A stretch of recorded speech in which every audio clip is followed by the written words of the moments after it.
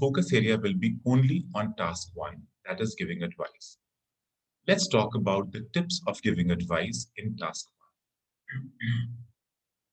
1. The preparation time is 30 minutes, 30 seconds, whereas the speaking time is 90 seconds. You have to get advice to a person, your brother, sister, friend, etc. Now the bonus tip for you. Divide your response in 3 parts. The first part will be how you qualify for advising that person. Second would be you give whatever advice you want to give. The third will be you have to give reasons for that particular advice and also discuss the negative or the downside of the other option. Last disclosure. Keep in mind, be natural. Let's talk about the structure in brief. The first part is introduction. Second is why you qualify to give the advice. Third is the advice itself. Fourth is the reason for the advice and the downside. Fifth is closing. If we analyze one task, a friend is moving out of his parents' house. He is not sure if he should live alone or with a roommate. Give advice to your friend. Let's form the introduction first. I'm glad you asked me. I can surely advise you on this. You know what I have done? I have written some kind of introductory lines for all of you. You don't have to use every one. Whichever is appropriate and whichever you find as suitable, use that line. I know you're having a tough time. I can see the situation is giving you a rough time. So these kind of lines, like a kickstart to your giving advice task. So you don't have to think too much. You've got these lines with you, so you can just start away. You asked the right person. Let me tell you what you need to do. I would surely be stressed out if I were in your shoes. How do you qualify? That is the next sentence. Actually, I was in the same situation a couple of years ago. There is another way to say this. Recently, I faced a similar situation. In the recent past, I had to face the same situation.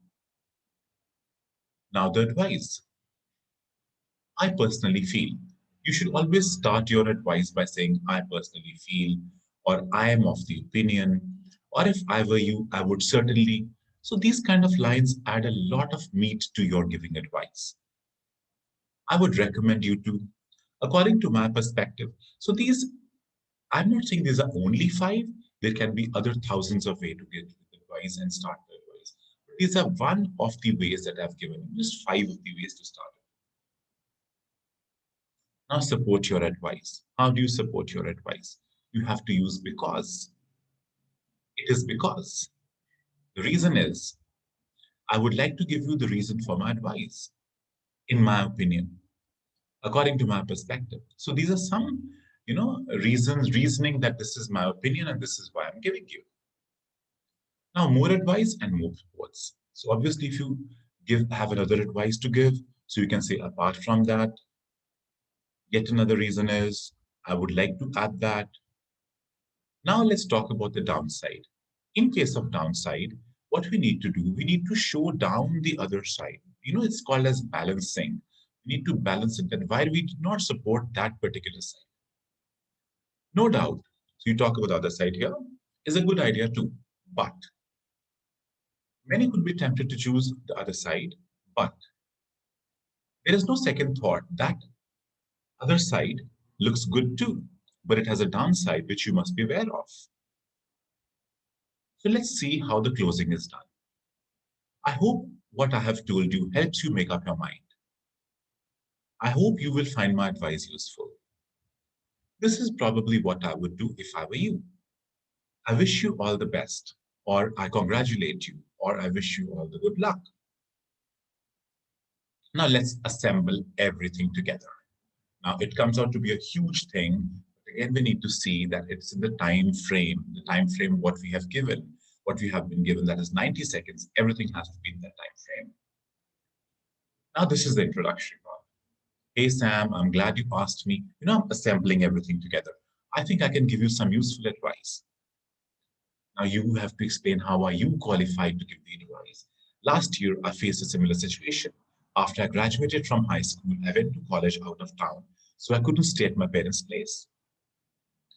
Now you got to give a suggestion. I suggest that you find a shared accommodation when you move out. Now you got to give a reason why you give the suggestion. The reason for that is it is the first time that you're living away from your family. You may need some time to adjust, and when you move to a shared accommodation, the place usually has essential things that you need when you first move in. You won't have to buy everything right away on your first day there. You can take your time to think and decide what you need to buy. Obviously, the rent will be cheaper too. You don't have a job, right? By living with someone else, you can save a bit of your money. Now discuss the downside. I have to say, living alone is not a bad idea either, but you told me that you took a student loan. It would be wise if you try to save money whenever you can. The sooner you pay off your student loan, the better it is. It is quite stressful when you think about your student loan after you graduate. Now, I'm talking about the downside, and I'm bolstering my view of the advice that I gave. Closing. I hope what I just told you helps you make up your mind.